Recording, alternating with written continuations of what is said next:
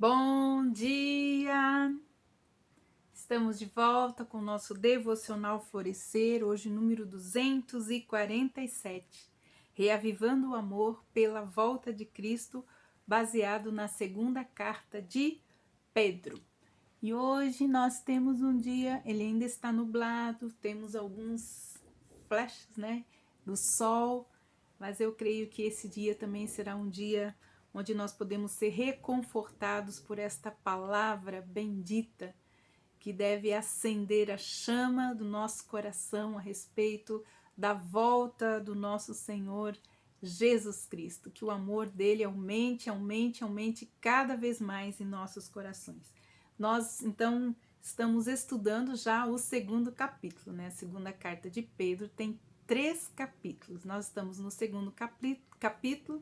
Amanhã eu acredito que nós vamos, então, estar terminando o segundo capítulo para entrarmos no terceiro capítulo, que é o ápice dessa carta que fala sobre a vinda de Cristo. Mas nós estamos ainda falando na preparação. Nosso tema hoje é o mundo ímpio, né? Como que isso tudo se procede dentro do mundo, dentro da impiedade que nós temos nesse mundo. Então, versículo 4, ele nos diz assim: Ora, se Deus não poupou anjos quando pecaram, antes precipitando-os no inferno, os entregou a abismo de trevas reservados para o juízo, e não poupou o mundo antigo, mas preservou Noé, pregador da justiça, e mais 7 pessoas quando fez ouvir o dilúvio sobre o mundo ímpio.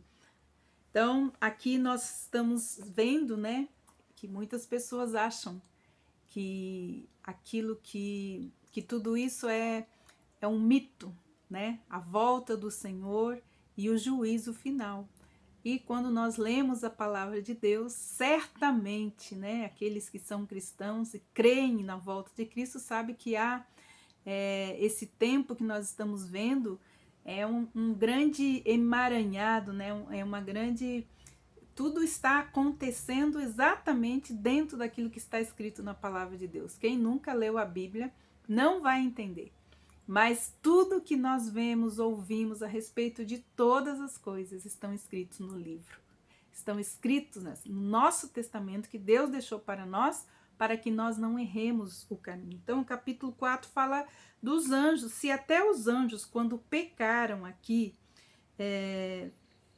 aqui nós vemos a existência do mal na queda humana, antes da queda humana, então a queda dos anjos no Éden. Os anjos eram amantes do poder, agiram contra a determinação de Deus e agora se encontram presos, então, nas trevas, como nos diz o capítulo 6 de Judas. Muito interessante também. Quem sabe nós vamos, então, no nosso próxima série, estudar o livro de Judas, que diz assim: a exemplo da punição dos ímpios. Quero, pois, lembrar-vos, embora já estaja ciente de tudo, uma vez por todas, que o Senhor, tendo libertado um povo, tirou da terra do Egito, destruiu depois os que não creram.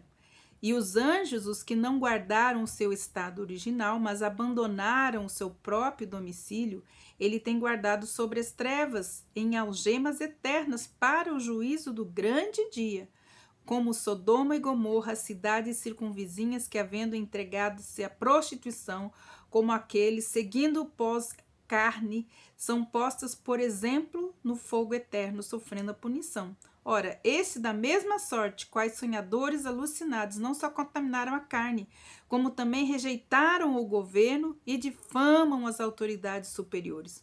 Contudo, o arcanjo Miguel, quando contendia com o diabo e disputava a respeito do corpo de Moisés, não se atreviu a proferir juízo infamatório contra ele. Pelo contrário, disse: o Senhor te repreenda. Esses, porém, quanto a tudo que não entendem, difamam, e quanto a tudo que compreendem por instinto natural, como brutos sem razão, até nessas coisas eles se corrompem.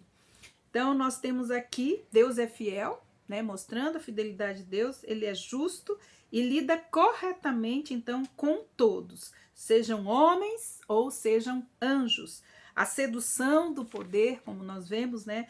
E os símbolos de status continuam mobilizando milhões e milhões e milhões de pessoas nesse mundo, na busca de notoriedade, na busca de superioridade, vitória sobre os demais, que acaba acarretando os conflitos, a violência e a destruição e a desvalorização da vida.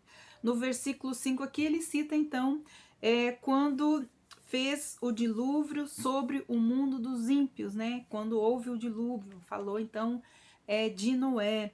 Diante do mal, então, generalizado no mundo antigo e da recusa que havia, como nós vemos hoje, de arrependimento, né? Sobreveio, então, um catastrófico juízo através do dilúvio. E todos nós sabemos que o dilúvio aconteceu, né?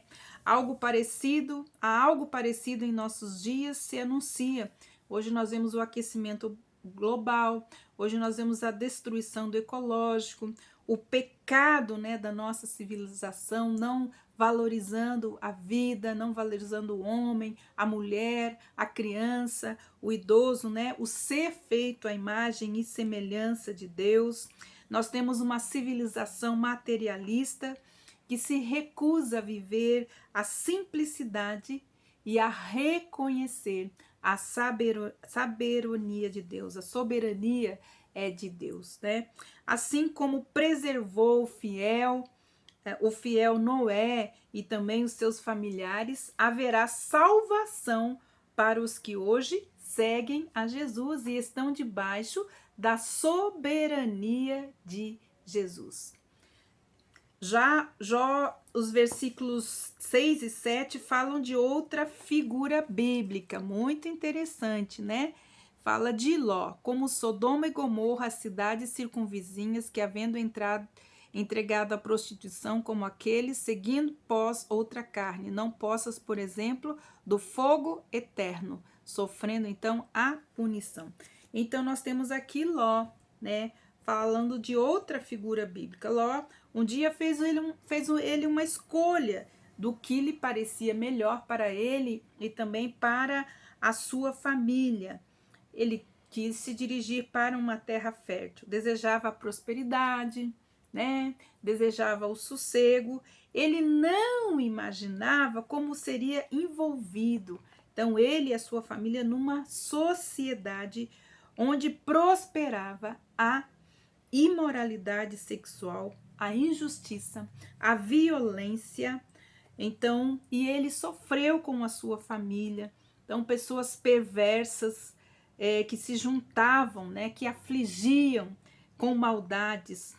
E acontece que a sua esposa e o seu genro foram destruídos no juízo, né? Deus escolheu a intercessão do seu tio Abraão, que foi lá, né, naquela cidade e que enviou livramento, né, com as suas, e livrou então Ló e também as suas filhas. Mas a sua esposa, que foi a mulher da estátua de sal, olhou para trás e virou uma estátua de sal. E os seus genros também, que não quiseram ir com eles. O Senhor sabe livrar da provocação aqueles que são piedosos, aqueles que estão debaixo da sua devoção, debaixo da sua proteção. Deus sabe nos livrar. Quando estamos aflitos, nós podemos estar seguros de que a justiça e a graça de Deus e do juízo, né, para o mundo ímpio haverá, não tem como escapar. A palavra de Deus de Gênesis e Apocalipse está se cumprindo. Então, não vai ter como escapar do juízo. O ímpio, aquele que não se dobra, aquele que não se dobra debaixo da autoridade, do poder e da soberania de Deus e de Jesus, trazendo, né, toda essa maldade, essa impiedade, não ficará impune. O que diz, né? Muitas pessoas até hoje criticam o Deus da Bíblia por causa dos anúncios de juízo, como o inferno eterno, como a punição aos maus. Dizem ser incompatível com a bondade e a misericórdia. Eles esquecem que Deus é justo e ele não vai condenar o inocente e nem condena o inocente nem o culpado. O que confessa, né, o culpado que confessa sua condição, que é faltoso e aceita a graça de Deus e entra debaixo, então, da sua autoridade, da sua vida, oferece. Então, Deus oferece a graça está aí, para que todos aqueles que sabem que estão desviando o alvo, que erraram o alvo, que estão indo para outro caminho, que não o caminho traçado para eles, eles têm aí a graça de Deus, né, para chegar ao arrependimento. Os dramáticos alertas bíblicos sobre a destruição e o juízo são também meios de graça para o quê? Nos chamar à realidade e nos curar dessa alienação que o mundo está. O mundo está alienado, Deus está dando mais chance de nós nos arrependermos e voltarmos para Ele e voltarmos às práticas das boas obras.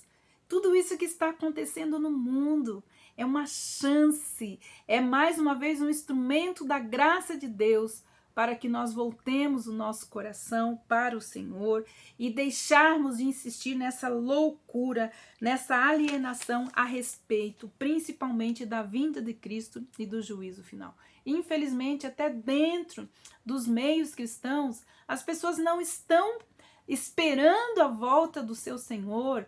A palavra de Deus fala lá em Apocalipse que nos últimos tempos aqueles que são limpos vão se limpar mais, mas aqueles que são sujos vão se sujar mais ainda.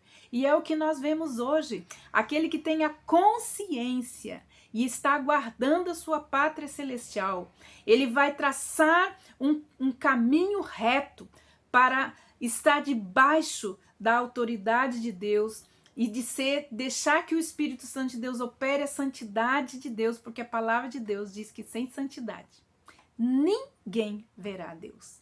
Se você espera ver a Deus e se você não entrou no caminho da santidade de Deus, você precisa pensar a respeito disso. É loucura o que o mundo está fazendo, se afastando de Deus, abrindo mão da santidade de Deus para viver as perversidades e as iniquidades dos seus desejos carnais.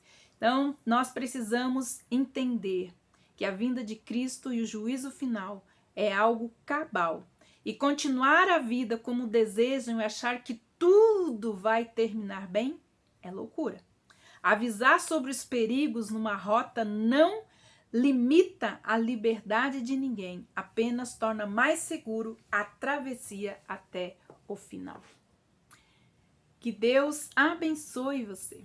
Medite a respeito disso. Esta palavra. Olhe o que você está vendo. Ouça o que você está ouvindo de verdade.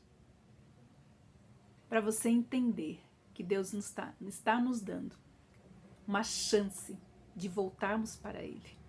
Que Deus abençoe você e até amanhã com o nosso devocional Florescer.